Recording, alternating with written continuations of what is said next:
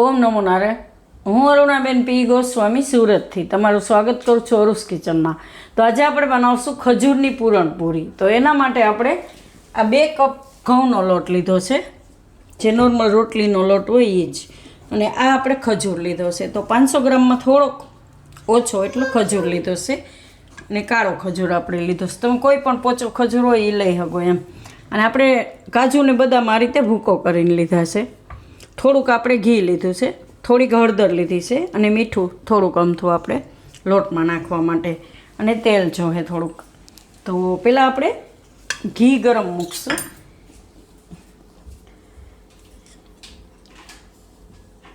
આ રીતે થોડુંક એકાદી ચમચી જેટલું, અને ગેસ ચાલુ કરશું.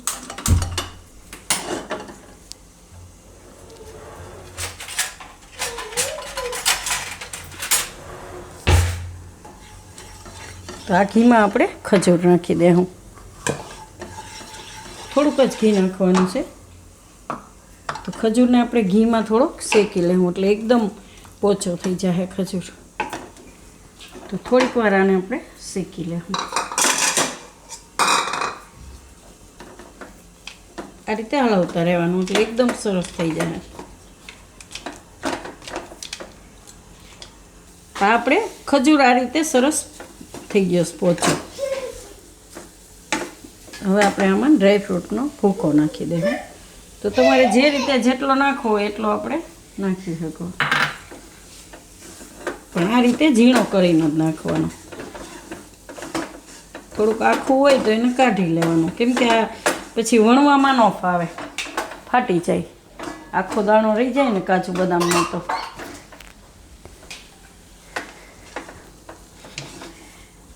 આ રીતનું આપણે સ્ટફિંગ તૈયાર કરવાનું. આમાં આપણે ગોળ કે ખાંડની કાંઈ જરૂર નહીં પડે, કેમ કે ખજૂર એકદમ ઓલરેડી મીઠો જ હોય છે. તો ગેસ બંધ કરી દેવું અને આપણે કાઢી લેવું. ડ્રાયફ્રૂટ તમે તમારા હિસાબે કોઈ પણ નાખી શકો એમ.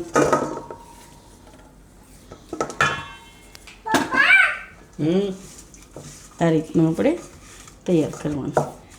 તો આને આપણે ઠંડુ કરી લેવું, ને ઠંડુ થાય ત્યાં સુધીમાં આપણે લોટ બાંધી લેવું. તો આમાં આપણે ઘઉંનો લોટ લઈ લેવું. બધું થોડુંક રાખી દેવું વારવા માટે. થોડુંક મીઠું નાખશું, બહુ વધારે નહીં, ચપટીક જ. અને હળદર, થોડુંક તેલ નાખશું આમાં મોણ માટે. આને આપણે હવે જે રીતે રોટલીનો લોટ બાંધીએ એ રીતનો આપણે લોટ બાંધી લેવું. જરૂર પ્રમાણે પાણી નાખીને સેજ ઢીલો રાખશું એટલે વણવામાં સારું પડે એમ. તો આપણે લોટ આ રીતનો ઢીલો બાંધવાનો, થોડોક રોટલી કરતાં થોડોક ઢીલો એમ. તો સેજ આપણે તેલવાળો કરશું.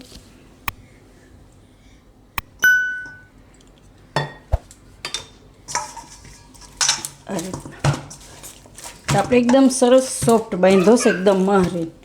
એટલે આપણે આને રાખવાની જરૂર નથી, નહીં તો આને 5-1 મિનિટ માટે રેસ્ટ કરાવવો પડે એમ લોટમાં.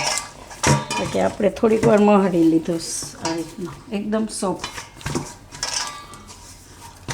અને સ્ટફિંગ આપણું ઠંડુ થઈ ગયું આ રીતનું. તો હવે એમાંથી બનાવશું આપણે પૂરણપૂરી. તો ગેસ આપણે ચાલુ કરી દઉં. તો હવે આપણે ગરમ મૂકી દીધીશ.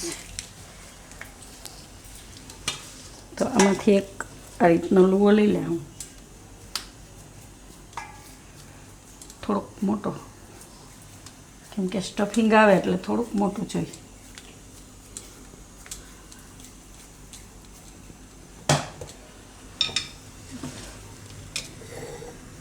આને વણી લેવું રોટલી થોડુંક લોટવાળું કરીને.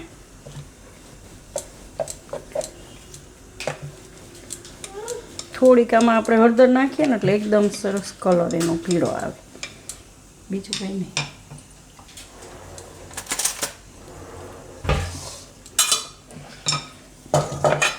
આમાંથી આપણે સ્ટફિંગ લેવું આ રીતે.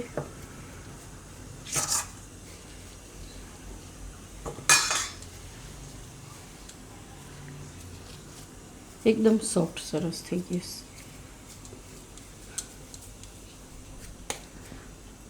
આ રીતે વચ્ચે રાખી દે હું અને આપણે ફોલ્ડ કરી દે હું આ રીતે વારી લે હું.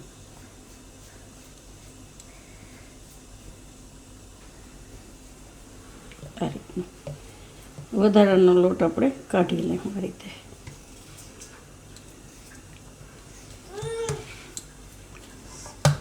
આ રીતનું આપણે બનાવવાનું.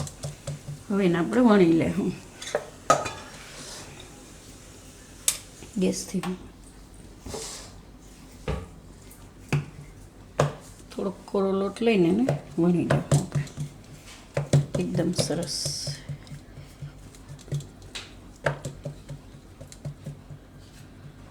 થોડુંક આ રીતે સેટ કરી લેવાનું. મસ્ત ટેસ્ટમાં એકદમ સરસ લાગે છે.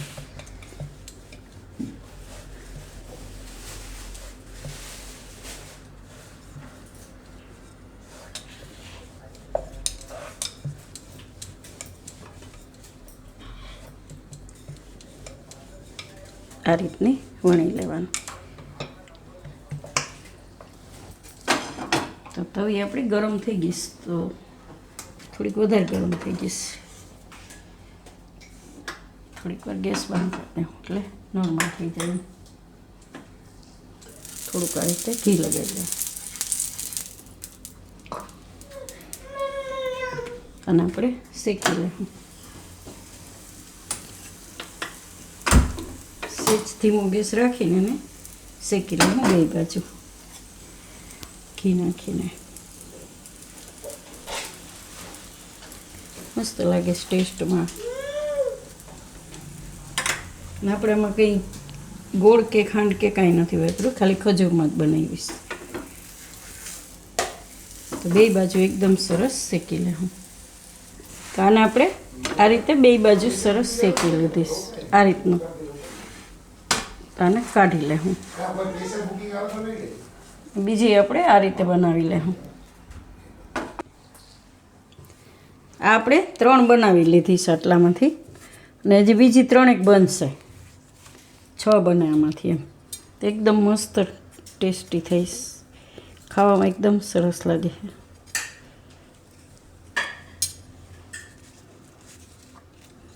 છે ને, હેલ્ધી એમ. ખજૂર, નેચરલ મીઠાશ